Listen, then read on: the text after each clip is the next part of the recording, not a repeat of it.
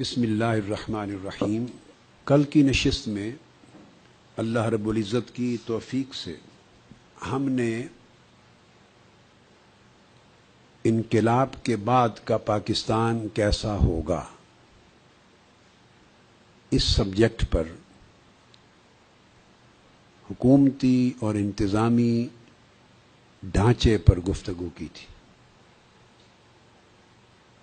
کہ at present حکومتی اور انتظامی ڈھانچہ کیسا ہے اور ٹوٹلی ان ڈیموکریٹک ہے اور ان کانسٹیٹیوشنل ہے،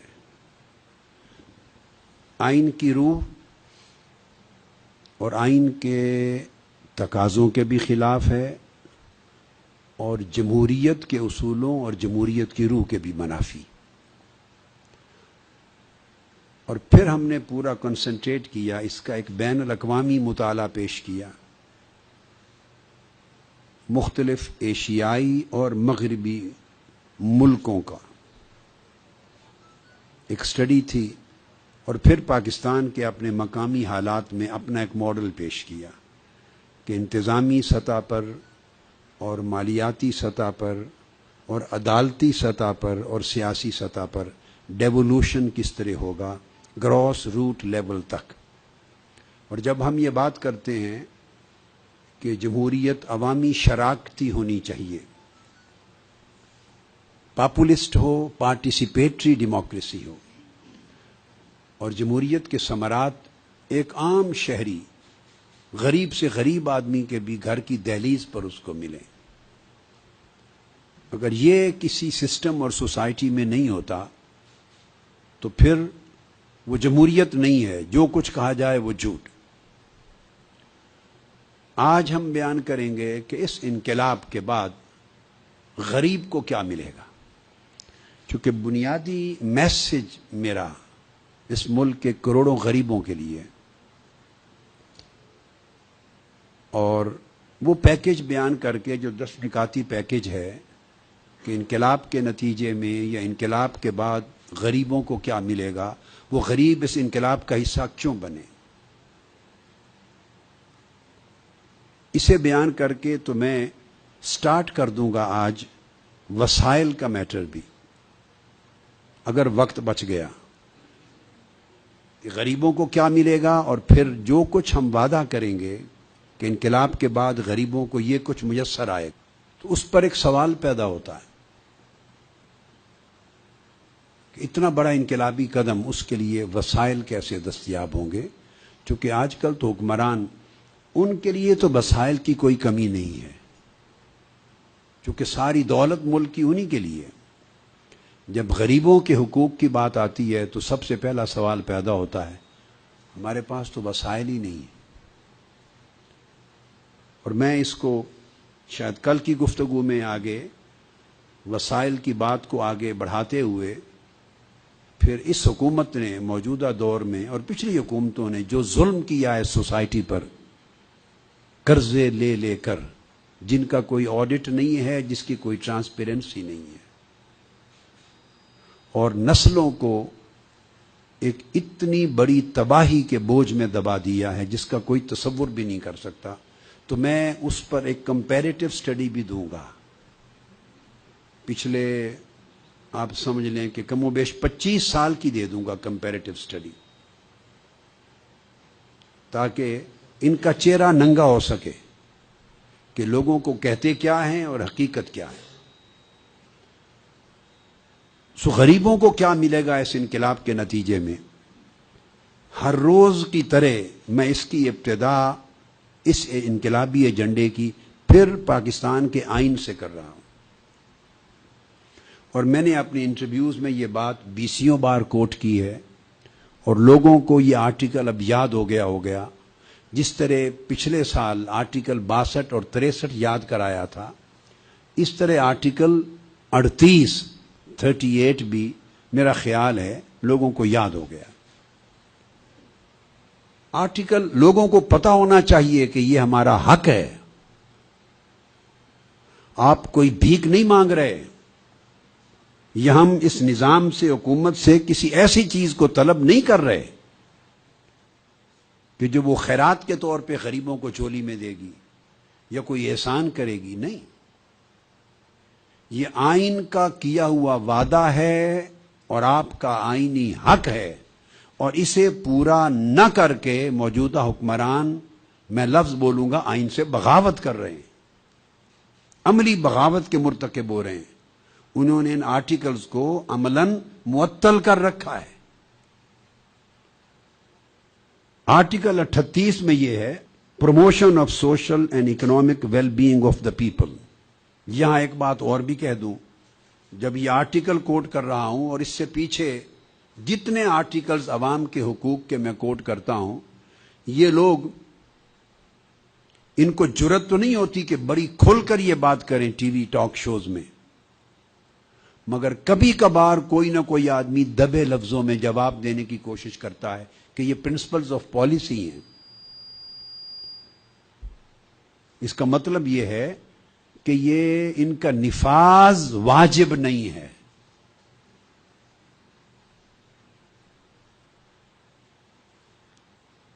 میں نے جیسے عرض کیا کہ آرٹیکل 41 سے لے کر آئین کے آرٹیکل 280 تک، 41 سے 280 تک، یہ جو 240 آرٹیکل ہیں اگلے، وہ کاروبار سلطنت اور کاروبار حکومت چلانے سے متعلق ہیں۔ ان کا تعلق صدر سے ہے، صدر محترم، وزیر اعظم، parliament, M N As, M Ps ایز، جوڈیشری، عدلیہ، پھر گورنر، پھر وزیر اعلیٰ، پھر کیبنٹ، پھر صوبائی کیبنٹ، اور علی ذی القیاس جتنے وفاقی اور صوبائی ادارے ہیں جو کاروبار سلطنت اور کاروبار حکومت چلاتے ہیں، وہ کیسے بنیں گے، کیسے ہٹیں گے، ان کے اختیارات کیا ہوں گے، وغیرہ وغیرہ۔ 240 آرٹیکل صرف کاروبار سلطنت چلانے سے متعلق ہیں، آرٹیکل 41 سے آرٹیکل 280 تک۔ اور یہ بھی ایک ظلم ہے اس عوام کے ساتھ، کروڑوں، 20 کروڑ غریبوں کے ساتھ، کہ 280 آرٹیکلز کا آئین ہے جس میں دنیا کے باقی جو آئین ہوتے ہیں ان میں ایک توازن ہوتا ہے، تو 240 آرٹیکل صرف کاروبار حکومت چلانے سے متعلق ہیں، اور پہلے 30 آرٹیکل، 40 میں سے 30 کے قریب آرٹیکل ایسے ہیں جو عوام کو ان کے حقوق دیتے ہیں، عوام کو ان کے حقوق دیتے ہیں، اور آئین ان حقوق کا وعدہ کرتا ہے عوام سے۔ آئین عوام کے ان حقوق کی فراہمی اور ان کی ضمانت کی کمٹمنٹ کرتا ہے، اور وہ حصہ جس میں عوام کے حقوق ہیں ان کو پرنسپلز آف پالیسی کا ٹائٹل دے رکھا ہے کہ یہ گائیڈ لائن ہے، یہ پالیسی کے بنیادی اصول ہیں، نافذ العمل نہیں ہوں گے۔ اس سے بڑا دھوکہ اور ظلم پاکستان کے 18-20 کروڑ عوام کے ساتھ کیا ہوگا؟ عوام غریب، ان کے ہاتھ میں، آپ مجھے بتائیے 20 کروڑ لوگوں میں کتنے لوگ ہیں جن کے ہاتھ میں یہ آئین ہوتا ہے اور جو اس آئین کو پڑھتے ہیں؟ ان کو کیا پتا کہ اس آئین میں کیا لکھا ہے؟ آئین بھی ایک کھلونا ہے حکمرانوں کے ہاتھ میں، جس طرح چاہیں اس کو بدل دیں، جس طرح چاہیں جہاں رکھ دیں۔ عوام الناس کو کیا خبر؟ 70-75% آدمی تو الیٹریٹ ہیں، تعلیم یافتہ ہی نہیں ہیں۔ اب میٹرک کی تعلیم بھی کوئی تعلیم اور اتنا شعور دینے کی چیز تو نہیں ہوتی۔ 70-75 یا 80% آدمی پروبیبلی یا تعلیم یافتہ نہیں یا شعور یافتہ نہیں۔ آئین کی خبر کس کو ہوگی؟ اور تعلیم یافتہ لوگوں میں بھی کتنے لوگ ہیں جو آئین کو پڑھتے ہیں؟ صرف چند لوگ پڑھتے ہیں جن کا تعلق آئین اور قانون کے شعبے سے ہے اور اعلیٰ تعلیم یافتہ ہیں۔ 1973 میں یہ آئین بنا اور آج اس آئین کو بنے ہوئے 41-42 سال ہو گئے۔ 42 سالوں سے یہ حصہ جو عوام کو حقوق دیتا ہے یہ اسی طرح پرنسپلز آف پالیسی میں پڑا ہوا ہے۔ 42 سال میں اب آپ دیکھ لیں کتنی حکومتیں آئیں اور کتنی گئیں. 42 سال سے اسے واجب العمل اور واجب النفاذ نہیں بنایا گیا. کس نے نہیں بنایا؟ یہ کام عوام نے کرنا تھا. یہ انہی پارلیمنٹ نے کرنا تھا جس میں ڈاکو چور لٹیرے منتخب ہو کے جاتے ہیں, جس نے عوام کے دشمن منتخب ہو کے جاتے ہیں, جس میں سیاسی اور معاشی دہشت گرد منتخب ہو کے جاتے ہیں. الا ماشاء اللہ, سوائے چند لوگوں کے جو صاف ظاہر ہے اس کردار کے حامل نہیں ہوتے. بہت قلیل لوگ اس سے مستثنا ہوتے ہیں.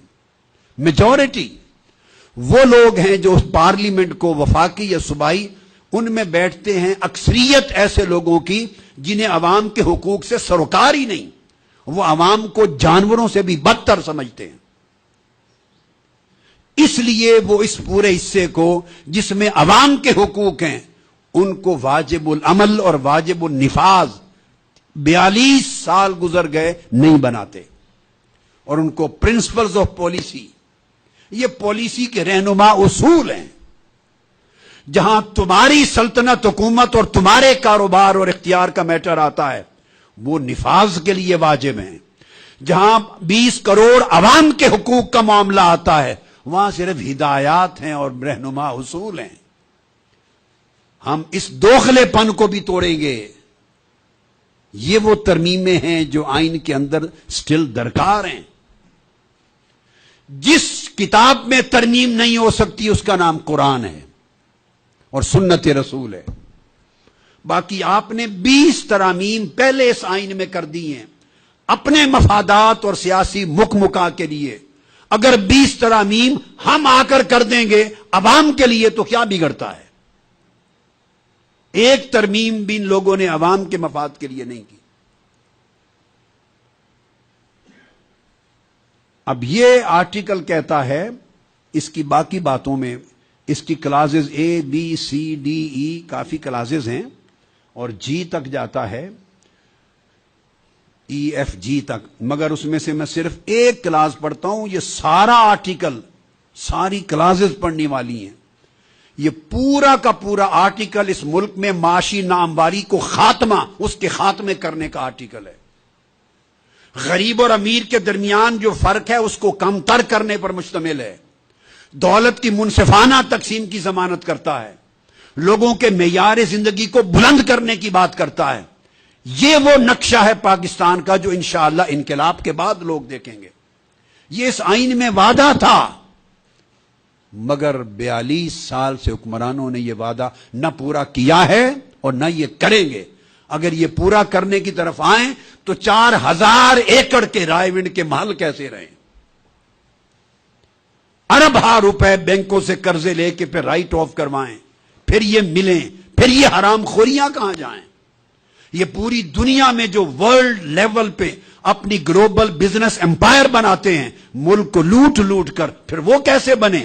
اگر یہی سرمایہ غریبوں میں تقسیم ہو جائے, اگر یہ سرمایہ غریب کے بچے کی تعلیم پر خرچ ہو جائے, اگر یہ سرمایہ بے گھر کے گھر ملنے پہ خرچ ہو جائے, اگر یہی قومی دولت روزگار دینے پر نوجوان پہ خرچ ہو جائے, غریب کے علاج پہ خرچ ہو جائے, بے زمین کسان کی زراعت کی زمین پہ خرچ ہو جائے, ان کے معیار زندگی کو بلند کرنے پہ خرچ ہو جائے, تو پھر ان کی بادشاہتیں کہاں جائیں؟ ان کے امپائر کہاں بنے؟ دیکھو نا, ریاست تو ایک ہے, ملک ایک ہے, دولت محدود ہے. یا دولت لٹیرا لے گا, ڈاکو لے گا, یا مستحق غریب عوام کے پاس جائے گی. اگر عوام کو جائے گی تو لٹیروں کی جیب میں کیسے بھریں؟ ان کے سوئٹزرلینڈ بینک اکاؤنٹ کیسے بھریں؟ ان کی مشرق سے مغرب تک جائیدادیں کیسے بنیں؟ اپنی اولادوں کو باہر بٹھا کر یہاں سے پیسہ لوٹتے ہیں, غریبوں کے خون پسینے کی کمائی, ان کا حق, ان کا خون چوستے ہیں, اور باہر اپنی اولادوں کے ذریعے ورلڈ وائڈ امپائر بناتے ہیں. اور یہاں غریبوں اور جمہوریت کا نام لے کر ایک دھوکہ دہی کی تقریریں کرتے ہیں. تو یہ آرٹیکل کہتا ہے کہ the state shall provide basic necessities of life. میں نے باقی آرٹیکلز کا خلاصہ آپ کو بیان کر دیا اوپر.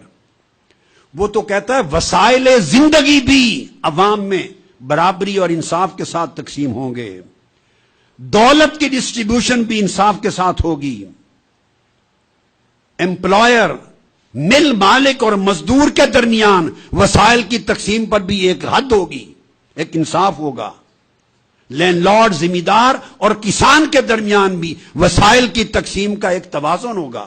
یہ آرٹیکل اے ہے، کلاز اے آرٹیکل 38 کا جو میں نے پڑھا، اردو میں آپ کو ترجمہ بتایا۔ اسی طرح تمام شہریوں کے لیے وسائل اور سہولتوں کو بہترین حد تک مہیا کرنا ریاست کی ذمہ داری ہوگی۔ یہاں اس ملک میں کروڑوں لوگوں کو پینے کا ستھرا پانی میسر نہیں، بجلی، سوئی، گیس اور ان کو پانی میسر نہیں، ان کو بنیادی ضروریات زندگی میسر نہیں، سہولتیں تو بڑی دور کی بات ہے، غریب سہولت کا تو خواب بھی نہیں دیکھ سکتا۔ یہ سارا کچھ اس آرٹیکل 38 میں ہے۔ صرف اس آرٹیکل 38 کو یاد کر لیں جو کچھ میں کہہ رہا ہوں۔ یہی ایک آرٹیکل ہمارے انقلاب کی بنیاد ہے۔ کوئی پوچھے آپ کا انقلاب کیا ہے؟ اس آئین پاکستان کا آرٹیکل 38 ہمارا انقلاب ہے، اور اس کو پورا کرنا مستقبل کے پاکستان کا تصور ہے۔ وہ کہتے ہیں کہ سب کو زندگی کی تمام بنیادی ضروریات کی فراہمی ریاست کا فرض ہے، سچ ایز فوڈ، کھانا ہر شخص کو ملے، کوئی بھوکا نہ رہے، کلودنگ، کپڑا ہر شخص کو ملے، کوئی کپڑے سے محروم نہ رہے، ہاؤسنگ، گھر ہر شخص کا اپنا ہو، اگر اپنا نہیں تو کرائے پر لے کر دے ریاست اسے، جو افورڈ نہیں کر سکتا اس کو گھر دے، یہ ریاست کے فرائض میں سے ہے۔ ایجوکیشن، اگر آپ ایسا نہیں کر سکتے تو پھر 4000 ایکڑ کے گھروں میں خود کیوں رہتے ہیں؟ سینکڑوں کنالوں کے گھروں میں خود کیوں رہتے ہیں؟ 20 کنال کے گھروں میں اور 8 کنال کے گھروں میں خود کیوں رہتے ہیں؟ میں ایک دین کے طالب علم ہونے کی حیثیت سے رسول پاک صلی اللہ علیہ وسلم کی بصیرت دینی اور تعلیمات اور سیدنا فاروق اعظم رضی اللہ تعالیٰ عنہ کا اجتماعی فلسفہ معاشرت سب کچھ سامنے رکھ کر بتا رہا ہوں۔ جب غریبوں کو رہنے کا گھر نہ ملے، اتنے بڑے محلات میں رہنا حرام ہے، پھر غریب کا حق ہوگا کہ ان سے چھین لے، ان سے چھین لے۔ روٹی جس کو نہیں ملتی اور دوسری طرف عیاشی کرنے والے حکمران ہیں، غریب کا حق ہے کہ ان کے نوالے بھی چھین لے۔ اور میں بتانا چاہتا ہوں یہ انقلاب اس طرح ہوگا کہ غریب کو اس کا حق دلائیں گے، اور غریب کا حق لوٹنے والا عیاشی نہیں کر سکے گا اس ملک میں۔ تو آئین کا آرٹیکل کہتا ہے کہ گھر دینا، کھانا دینا، کپڑے دینا، ہر غریب کے بچے کو تعلیم دینا اور علاج دینا، یہ آئین کے آرٹیکل 38 کلاز ڈی کے تحت ریاست کا فرض ہے۔ اب مجھے بتائیے وہ کہاں گیا فرض؟ اور پھر آرٹیکل 8 میں ہے، ای میں، to reduce the state shall reduce disparity in the income and earnings of individuals, لوگوں کی انکم اور وسائل دولت کے درمیان جو فرق ہے غیر معمولی، اس کو کم کرے گی ریاست اور ایک اعتدال اور توازن پیدا کرے گی۔ یہ وہ آرٹیکل ہے 38 جو میں نے ان کے آپ کو بتایا، اس کی ہم اس کو انفورس کریں گے، اور انقلاب کے بعد کا جو پاکستان ہے وہ آرٹیکل 38 کا انشاءاللہ عملی نقشہ ہوگا۔ اس پر یہ 10 نکاتی ایجنڈا قائم ہے انقلاب کا، اور وہ یہ کہ ہر بے گھر کو انقلاب کے بعد انشاءاللہ، اب اس کا ایک ٹائم فریم میں دوں گا کہ پہلے 100 دنوں میں کیا ہوگا، دوسرے 100 دنوں میں کیا ہوگا، تیسرے 100 دنوں میں کیا ہوگا، ہم اس کا انشاءاللہ ٹائم فریم دیں گے پورا ترتیب کے ساتھ۔ مگر ہر بے گھر کو اور بے گھر خاندان کو گھر ملے گا، 3 مرلے سے 5 مرلے کا گھر، اور اگر وہ کچھ صلاحیت رکھتا ہے، استعداد مالی، تو اس کو پھر پلاٹ دیں گے 3 سے 5 مرلے کا، اور لمبی مدت کی آسان شرائط پر تعمیر کے لیے قرضے دیں گے تاکہ بڑی معمولی سی اقساط کے ساتھ طویل مدت میں ادا کر سکے، اور اگر نہیں تو اس کو مکان دینا ہوگا۔ ہر بے روزگار کو روزگار دیں گے، انقلاب دے گا انشاءاللہ اللہ کی مدد سے، اور اگر نہیں تو بے روزگار الاؤنس دے گا، اور انقلاب کے بعد جاب پلاننگ ہوگی۔ یہ نہیں ہے کہ انہیں مقروض بنائیں، بھکاری بنائیں اور قرض خوری کی عادت ڈالیں۔ یلو کیب اسکیمیں نہیں ہوں گی، اور یہ یوتھ قرضہ اسکیم، اور وہ بھی گھوم پھر کے اربہ روپے کی دولت اور تقسیم پھر اپنے گھر میں۔ جب اپنے گھر سے باہر وہ پیسہ تقسیم کے لیے کسی کو نہیں دینا چاہتے تو اس کا مطلب ہے وہ پیسہ گھر میں ہی رہنا ہے۔ اگر تقسیم کرنا ہوتا تو 20 کروڑوں کے ملک میں اپنے گھر والوں کے سوا آپ کو ایماندار بندہ نظر نہیں آتا؟ یہ 20 کروڑ بے ایمان ہو گئے ہیں، آپ کی کیبنٹ بھی بے ایمان ہے ساری، کسی اور کو اختیار دے دیتے۔ یہ قرضہ ہے، اس ملک کے مستحق نوجوانوں کو دو۔ اپنی کابینہ میں بھی کسی پر اعتماد نہیں ہے، سب بے ایمان ہے، ایماندار صرف اپنا خاندان ہے۔ جہاں پیسہ ہے وہ ذمہ داری اپنی فیملی کے اندر ہے، خواہ خود ہو، خواہ چھوٹا بھائی ہو، خواہ بیٹا ہو، خواہ بیٹی ہو، خواہ بھتیجا ہو، خواہ بھانجا ہو، خواہ سالہ ہو، خواہ سمدھی ہو، خواہ زید ہو، بکر ہو۔ جہاں پیسہ ہے میجر فیصلے، وہ پیسے کا معاملہ وہ خاندان کے بندوں کے باہر نہیں دینا کسی کے ہاتھ میں۔ یہ سلطنت ہے، یہ جمہوریت ہے۔ پھر تیسری، تمام اشیاء خورد و نوش بنیادی، آٹا، چاول، دودھ، گھی، چینی، دال، سبزی اور سادہ کپڑا، یہ انقلاب کے بعد انشاءاللہ نصف قیمت پر حکومت کو ملے گا، اور یہ اعلان نصف قیمت پر ان اشیاء کی فراہمی کا اعلان انقلاب کے بعد پہلے مہینے میں کر دیا جائے گا، اسٹریٹ اوے پہلے مہینے میں کر دیا جائے گا، اور ود ان 1 منتھ، 1 ماہ کے اندر غریبوں کو یہ چیزیں آدھی قیمت پر دستیاب ہونا شروع ہو جائیں گی۔ پھر اس کے بعد 15,000 یا اس سے کم آمدنی رکھنے والے جو گھرانے ہیں انہیں بجلی، پانی اور گیس، اس کے تمام بلوں کے ٹیکس ختم کر دیے جائیں گے تاکہ بل ان کے آدھی قیمت پر آ جائیں، اور بجلی، پانی، گیس کے بل بھی نصف قیمت پر۔ یہ بھی اعلان کر رہا ہوں، انقلاب کے بعد پہلے مہینے میں عوام کو سہولت دے دی جائے گی، 2-3 مہینے بھی نہیں، یہ پہلے اعلانات میں سے ہوگا انشاءاللہ۔ پہلے مہینے میں لوگ دیکھیں گے جو بل آئے گا نصف قیمت پہ چلا جائے گا، تاکہ غریب جینے کے لیے سکھ کا سانس لے سکیں۔ پھر غریبوں کا علاج کے لیے اسٹیٹ میڈیکل انشورنس کا ایک نظام بنائیں گے، سرکاری انشورنس، اس کے ذریعے رجسٹریشن ہوگی، ذرائع آمدنی، تنخواہ معلوم ہوگی، وسائل ریکارڈ کے بعد پھر ان کو مفت علاج کی سہولتیں فراہم کی جائیں گی، اور سرکاری ہاسپٹلز کا جو معیار ہے وہ بہتر کیا جائے گا۔ چھٹا، ہر غریب کو جو افورڈ نہیں بھی کر سکتا اس کے بچے کو لازمی اور تعلیم میٹرک تک کتابوں، سہولتوں سمیت فری دی جائے گی، اور ہوگی بھی لازمی۔ جو تعلیم بچے کو نہیں دلوائے گا اس کو سزا دی جائے گی۔ ہر بچے کو تعلیم یافتہ دیکھنا چاہتے ہیں اس سوسائٹی میں، اور اعلیٰ تعلیم کے خواہش مند طلباء کو میرٹس کے اوپر پھر ان کو داخلہ یقینی بنایا جائے گا، اور گورنمنٹ اس کو بھی سپورٹ کرے گی۔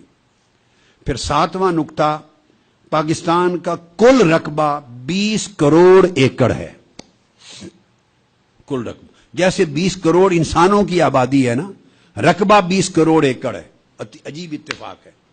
اس میں سے 10 کروڑ ایکڑ وہ رہائشی ہے، اپروکسیمیٹلی 50%، اور 10 کروڑ ایکڑ کے قریب وہ زرعی ہے۔ کلیئر ہو گئی نا بات؟ اب جو زرعی ہے دیہی، اس 10 کروڑ ایکڑ میں سے پھر 50%، یعنی 5 کروڑ ایکڑ وہ ایسا ہے جو کسی کی نجی ملکیت میں نہیں۔ 5 کروڑ ایکڑ نجی ملکیت میں نہیں، وہ 5 کروڑ ایکڑ جس کا کوئی مالک نہیں، اسٹیٹ لینڈ ہے اور اس طرح پڑی ہے، وہ چھوٹے کاشتکاروں کو، فارمرز کو، ورکنگ فارمرز کو 5 ایکڑ 10 ایکڑ خاندان کے مطابق وہ ان کو کاشتکاری کے لیے مفت وہ زمین دے دی جائے گی تاکہ کاشتکاری کریں اور زراعت کو بڑھائیں۔ اس کے بعد 8واں نقطہ جو ہے وہ خواتین کو گھریلو انڈسٹریز کی صورت میں روزگار فراہم کیا جائے گا. اب میں اگلے دنوں میں اس کی ڈیٹیلز بھی دوں گا. میں وہ انڈسٹریز بتاؤں گا کہ کون کون سی انڈسٹریز ہیں جو ہر دیہات میں اور شہر میں خواتین کو لگا کے دیں گے تاکہ وہ بھی محتاج نہ رہیں اور ان کو اپنے روزگار اور معاش کا ذریعہ نصیب ہو. اس کی ڈیٹیل الگ ٹاک میں دوں گا. اور مردوں اور عورتوں کو سب کو کسب معاش کے مساوی مواقع ملیں تاکہ عورتوں کو بھی معاشی اور سماجی طور پہ تحفظ نصیب ہو. پھر 9واں نقطہ یہ کہ تنخواہوں کے سٹرکچر اور سکیلز میں تبدیلی کی جائے گی. نئے سرے سے ترتیب دیں گے. سرکاری یا غیر سرکاری یا چھوٹے بڑے ملازمین کی آئین کے مطابق وہ جو انکم ہے ارننگز ہیں اس کے فرق کو ممکنہ حد تک کم کریں گے. ری اسٹرکچرنگ ہوگی تاکہ توازن پیدا کیا جائے. اور 10واں یہ کہ فرقہ واریت انتہا پسندی اور دہشت گردی کو ختم کریں گے تاکہ ہر شخص غریب ہو یا امیر اس کی جان و مال اور عزت و آبرو کو تحفظ ملے. اور اتنی سخت پالیسی بنے گی کہ دہشت گردی کی عدالتیں صرف 15 دنوں کے اندر دہشت گردی کی واردات پر فائنل فیصلہ کر کے سزا دیں گی. لٹکیں گے نہیں لوگ. اور امن کا گہوارہ بنائیں گے اور 10,000 پیس ٹریننگ سینٹرز اس ملک میں بنائیں گے انشاءاللہ. اور دینی نصابات میں بھی اس لیے ترمیمیں لائیں گے. یہ وہ 10 نکاتی ایک بیسک پیکج ہے جس کو میں نے آج بریفلی بیان کر دیا. اب اس کے ساتھ میں ان کو وسائل کے ساتھ جوڑوں گا اور ڈسکس بھی کروں گا کہ تعلیم پر اٹھنے والے اخراجات جو فری دیں گے وہ کہاں سے آئیں گے, صحت پہ اٹھنے والے اخراجات کہاں سے آئیں گے, بے گھر کو گھر دینے کے اخراجات کہاں سے آئیں گے, روزگار مہیا کرنے کے. میں پھر ڈیفرنٹ سبجیکٹس کو اگلی ٹاکس میں انشاءاللہ وہ وسائل بھی دوں گا, اکنامک جو ریسورسز ہیں, تاکہ کوئی یہ نہ کہے کہ محض دعویٰ ہے. اس کے اوپر ہم نے مکمل ریسرچ ورک آلریڈی مکمل کر رکھا ہے, اسکرپٹ تیار ہے. انقلاب کے بعد انشاءاللہ نافذ کرنا ہے اور غریبوں تک اس خوشحالی کو پہنچا دینا ہے. اس کے لیے چند چیزیں میں صرف, باقی میں چونکہ اس سسٹم کو میں الگ سے آپ کو بیان کرنا چاہتا ہوں تو ان ریسورسز کو کہ وسائل کہاں سے آئیں گے یہ میں آج اختصار سے بیان کرتا ہوں. آگے یہ سبجیکٹ آئیں گے انشاءاللہ. ان میں سے 2-4 چیزیں صرف اختصار سے, جتنا وقت رہ گیا وہ غور سے سن لیں. وہ یہ, ایک کرپشن کو روکنا. میں یہ نہیں کہتا کہ انقلاب کے آتے ہی کرپشن 100% ختم ہو جائے گی, نہیں. سٹیپ بائی کرپشن کو ہم کوشش کریں گے سوسائٹی میں 0% ٹالرنس تک لے جائیں, مگر مرحلہ وار ہوگا. اس وقت 5 ارب روپے یومیہ کرپشن کی وجہ سے قومی خزانے میں نہیں جا رہے, کرپشن کی نظر ہو رہے ہیں. 5 ارب روپے یومیہ, مہینے کا 150 ارب روپے بنتا ہے. مہینے کا 150 ارب روپے بنتا ہے. ہم اس کو کم کر لیتے ہیں تخمینے کو. 150 ارب روپے کی بجائے ہم 100 ارب روپے سمجھ لیتے ہیں جو کرپشن کی نظر ہو رہا ہے ماہانہ. ابتدائی مہینوں میں اس 100 ارب روپے ماہانہ کرپشن کو روکنے کے عمل میں اگر ہم 1/4 کامیابی حاصل کر لیں, انیشلی 25%, 1/4, تو مطلب ہوا کہ ہم ماہانہ 25 ارب روپے کرپشن روک کر بچائیں گے. وہ ہمارے وسائل جنریٹ ہوں گے. میں کم سے کم کر کے بتا رہا ہوں کہ اگر ابتدائی وقت میں ہم 1/4 کرپشن بھی روک لیں تو ماہانہ 100 ارب میں سے 25 ارب روپے ماہانہ بچت ہوگی. اور اس کو 12 سے ضرب دے دیں سال کی, تو آپ کے پاس سیل فون ہے, ذرا تیزی سے اس کو دیکھ لیجئے.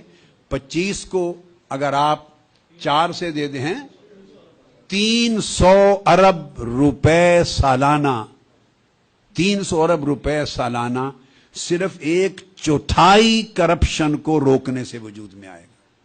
50% اگر اس پہ کنٹرول پا لیں تو 600 ارب روپے سالانہ ہم اس میں بچت کر لیں گے، جو وسائل میں مزید اضافہ ہوگا، اور اس طرح بڑھتی چلی جائے گی یہ کنٹرول، تو 600 سے 1000 ارب روپے سالانہ تک بھی بچت بن سکتی ہے۔ یہ صرف ایک کرپشن روکنے کا ایک ایسپیکٹ ہے۔ اور صرف آج ایک نقطہ اور ایڈ کر دیتا ہوں، اور چونکہ ٹائم آج کی گفتگو کا ہمارا ختم ہو رہا ہے، وہ یہ کہ ایف بی آر کے اپنے ذرائع کے مطابق فیڈرل بورڈ آف ریونیو جو ٹیکس لیکیج ہوتا ہے، ٹیکس نہیں ملتا، خزانے کو نہیں جاتا، وہ 2000 ارب روپے سالانہ ہے۔ سن لیجئے، 2000 ارب روپے سالانہ ہے جو ٹیکس لیکیج ہوتا ہے، جو خزانے میں نہیں جاتا، رشوت کے ذریعے وہ دائیں بائیں ہو جاتا ہے۔ اس 2000 ارب روپے سالانہ کا جو ٹیکس لیکیج ہے، اس کو پھر ہم اگر نیچے لے آئیں اور 25%، 1/4 اس ٹیکس لیکیج کو بچا لیں، تو 500 ارب سالانہ اس میں سے بچت ہوتی، خزانے کو جاتی ہے۔ 2000 ارب سالانہ کی اگر 1/4 کامیابی پائیں، انشاءاللہ ہوگی۔ جتنے سخت طریقے سے ہم بدماشوں اور کرپٹ لوگوں کو پکڑیں گے اور چھوٹی تنخواہ والے جو مجبور ہوتے ہیں ان کی تنخواہیں بڑھائیں گے، ہم دونوں طریقے سے، احتساب کا طریقہ بھی اور غریبوں کو فیضیاب کرنے کا طریقہ بھی، دونوں یوز کریں گے، تو 500 ارب روپے سالانہ بڑھتا ہے۔ اگر 50%، 50% کامیابی ہو جائے تو 1000 ارب روپے سالانہ ٹیکس لیکیج کو روکنے سے بنتا ہے۔ تو آج کی گفتگو میں صرف ریسورسز کے باب میں 2 نقطوں پر ختم کر رہا ہوں، ایک کرپشن کو گریجولی روکنا، اور ایک ٹیکس لیکیج کو گریجولی روکنے سے ہمارے لگ بھگ 2000 ارب روپے سالانہ ان 2 سورسز سے بچتے ہیں۔ میں ابھی 100% روکنے کی بات نہیں کر رہا، گریجولی اتنی بچت ہوتی ہے، یہ قومی خزانے میں جاتا ہے، اور یہ قومی خزانے میں جائے تو ملک اور عوام اور غریبوں کی خوشحالی پہ خرچ ہوتا ہے۔ اگلا یہ جو سبجیکٹ ہے، اس کا اگلا سبسٹینس انشاءاللہ آئندہ گفتگو میں کل اور آنورڈ ہم جاری رکھیں گے۔ شکریہ، والسلام علیکم ورحمۃ اللہ۔